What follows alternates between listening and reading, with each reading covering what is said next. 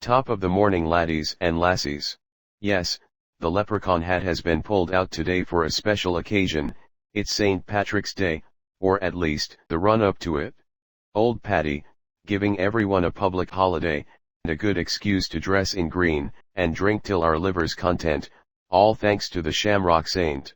But of course, no one really knows who this St. Patrick really is, at least, if you aren't into Irish history, apart from that he was named Patrick, and was a saint, also that he is some guy Americans go crazy about once every year.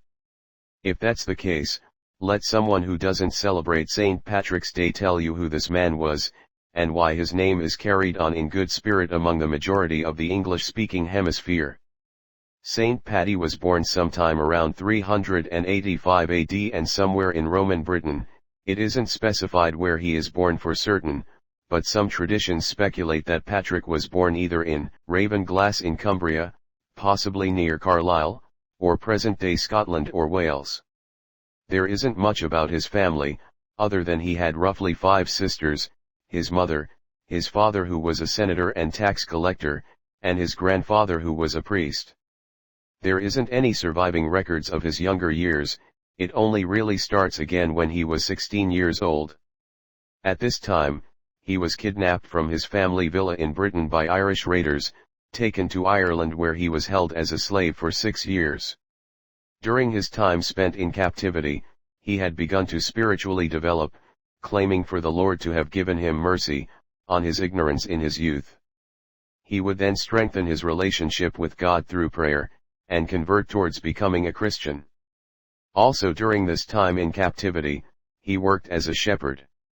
Which is kind of surprising, since you would normally think being kidnapped as a slave meant back-breaking labor with barely a roof over your head and food on the table. But hey, none of us were alive at this time regardless, so maybe it was as bad as how slavery is portrayed, maybe it wasn't, who knows.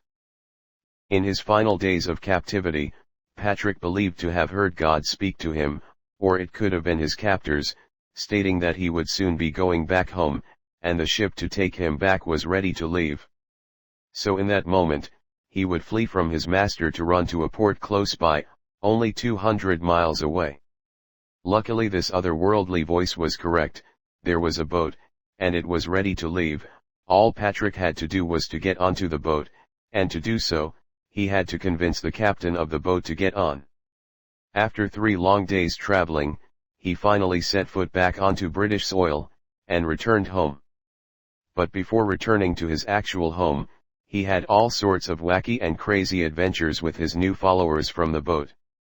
One notable moment in this adventure was coincidentally finding a herd of wild boar, after the gang had gone a whole month without food and Patrick praying to God for food.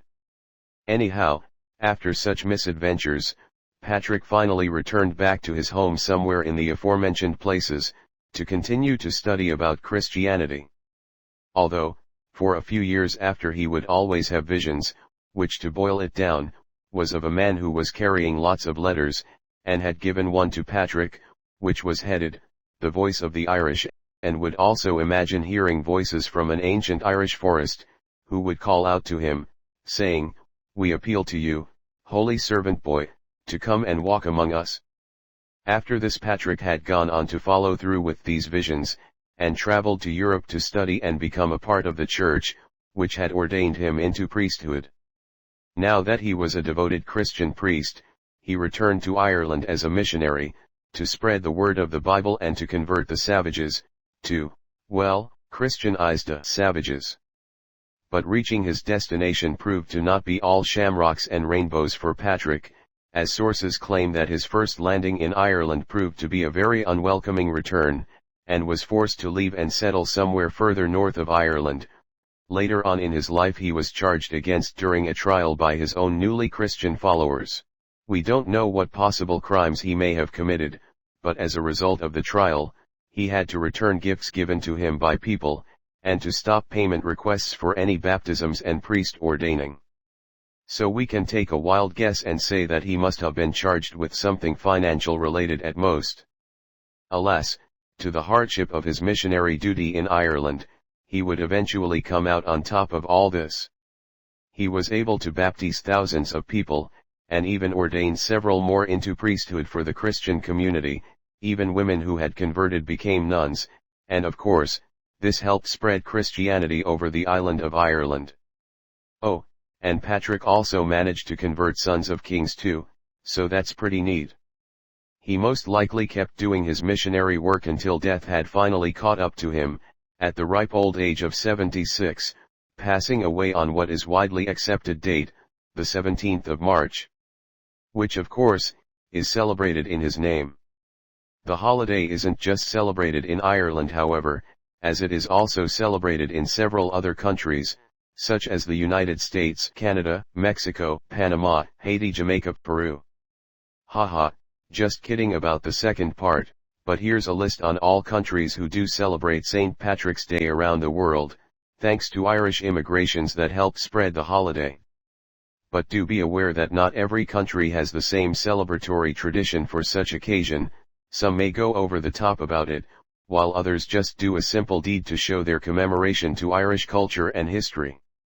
Also fun fact, St. Patrick's Day wasn't first celebrated in Ireland, it was originally celebrated in Boston in the 18th century, and took just over 100 years before it was celebrated in Ireland itself. Pretty crazy. That seems about everything I have to share with you about St. Paddy. I hope you learned something new in history, and I hope you enjoyed this video, but until next time lads and ladies, thank you for watching.